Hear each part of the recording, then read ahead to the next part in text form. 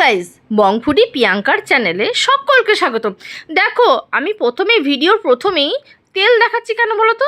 না, আমি অত শত কাউকে তেল মারছি না, আর আমি তেল মারতে পছন্দও করি না। এই তেলটা হচ্ছে খাওয়ার তেল। এখন বর্ষাকালের দিন, তোমরা সবাই গেস করছো, বুঝতেই পারছো আমি এটা কিসের তেলের কথা বলছি।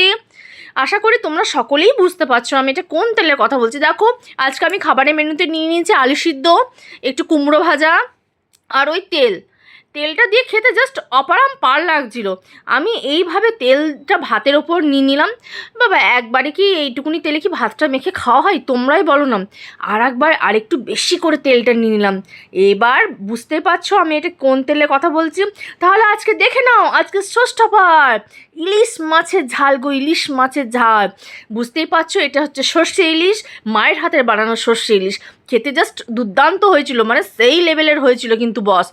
আর দেখো, এটা এই ইলিশ মাছ ভাজার এটা হচ্ছে তেল। আর ইলিশ মাছ ভাজার তেল দিয়ে কার কার ভাতটা খেতে ভালো লাগে আমাকে একটু কমেন্ট করে জানিয়ে তো।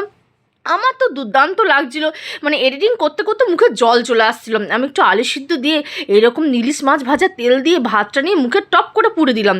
আর এরপর দেখো সেই মহেন্দ্রক্ষণ এইভাবে ভাপা ইলিশটাকে নিলাম, মানে সর্ষে ভাপা ইলিশটাকে নিলাম। আর মাছটা কতটা ফ্রেশ আর কতটা জুসি ছিল বলো তো। এটা টাটকা মাছের হয়েছিল গো, পুরো টাটকা মাছের। আর খেতে জাস্ট দুর্দান্ত লাগছিল।